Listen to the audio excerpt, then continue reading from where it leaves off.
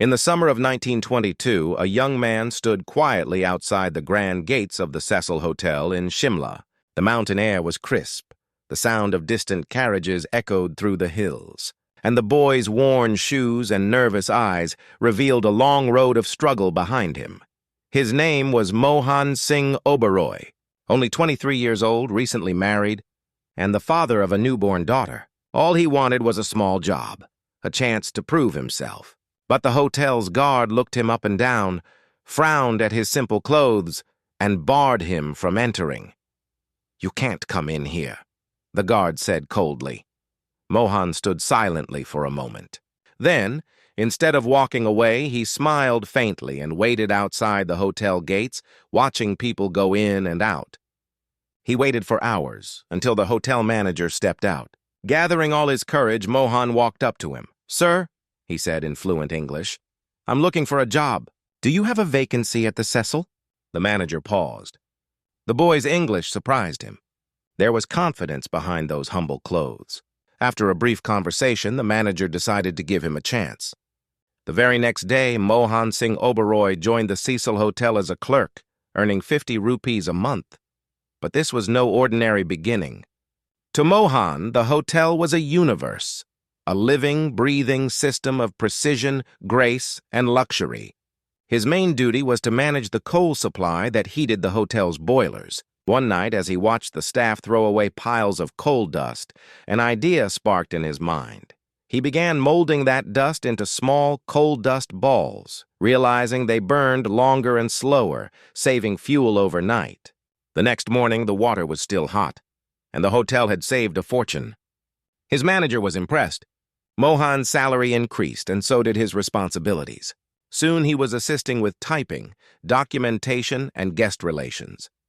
Every guest that walked through those grand doors became his silent teacher. He watched how the British guests preferred their tea, how they liked their rooms prepared, how they reacted to service. He learned everything, every small detail that made people feel special. By 1925, Mohan had risen to guest clerk, known for his sharp eye and calm manner. But fate had bigger plans for him. One day, the manager of Cecil decided to start his own hotel, a small 50-room property called Clark's Hotel, right there in Shimla. Recognizing Mohan's talent and discipline, he invited him to join, not as a clerk this time, but as a partner. Mohan could hardly believe it. For the first time, he wasn't just an employee. He was part of something. He worked day and night to transform Clark's Hotel.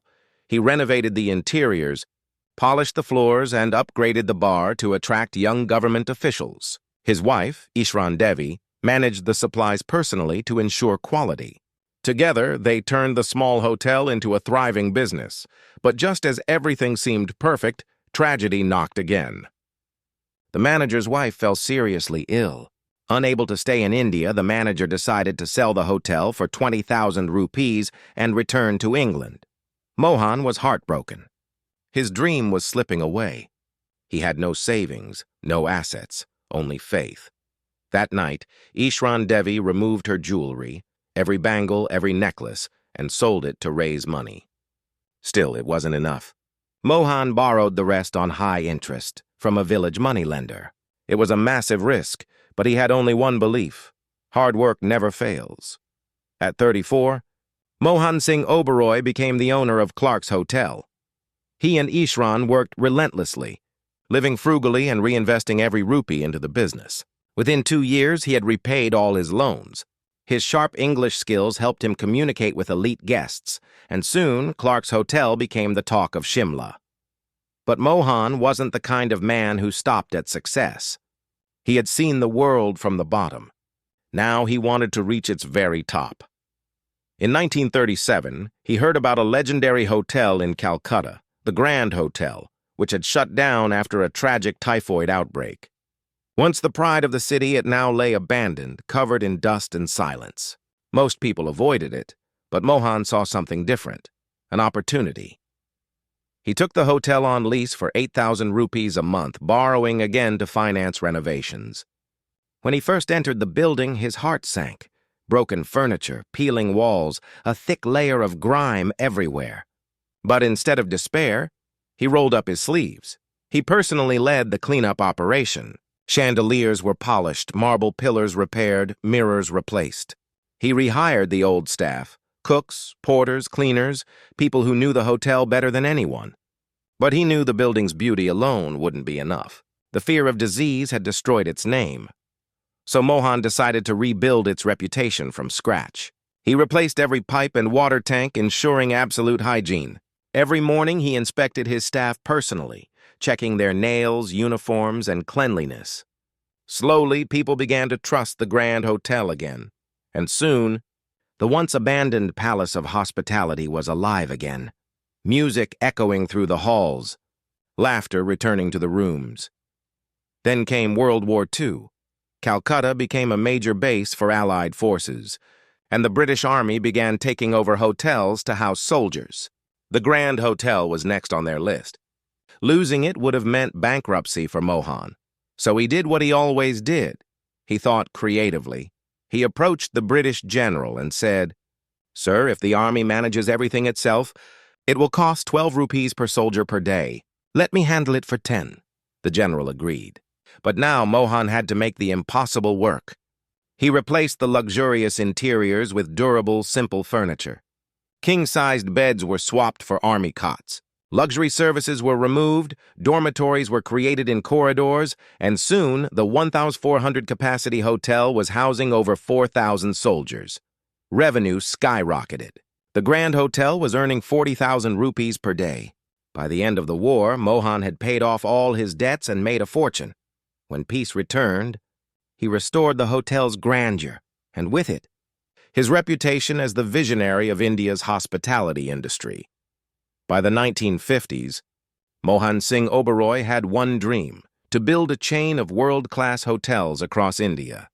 He began acquiring shares of the Associated Hotels of India, AHAI, which owned 8 premier hotels, including his old workplace, the Cecil Hotel. Slowly, strategically, he gained control. When he finally became the majority owner, it was poetic justice. The same hotel that had once denied him entry now belonged to him. But Mohan wasn't driven by revenge. He was driven by excellence. He wanted his hotels to rival the best in the world.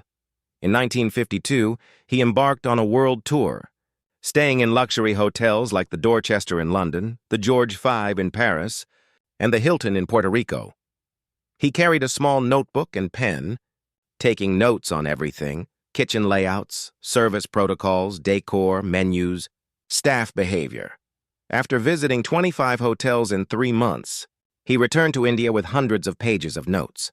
Using them, he redesigned his hotel's interiors, food menus, and service systems. His properties now matched international standards, but Mohan's genius was in his vision for heritage hospitality. He realized India's royal palaces were standing empty, relics of another era. Why not turn them into hotels that offered guests the experience of royal living? His first success was converting Gulab Bhawan Palace in Kashmir, the residence of Maharaja Hari Singh, into a luxurious hotel.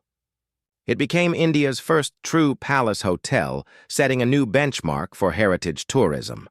By the 1970s, the Oberoi Group had become the king of India's luxury hotel scene. But competition soon arrived. The Taj Group, which began expanding rapidly across the country. Mohan knew that to stay ahead, he needed a flagship property in Mumbai, India's financial heart. He chose Nariman Point, then a barren stretch of reclaimed land, and announced his most ambitious project yet, a 34-floor luxury hotel costing over 20 crores. It was a gamble that nearly broke him. Interest payments alone reached 1,20,000 rupees per day. For a time, the Oberoi Group seemed to be drowning in debt, but at 72 years old, Mohan refused to give up. He personally moved to Mumbai, overseeing every detail of construction.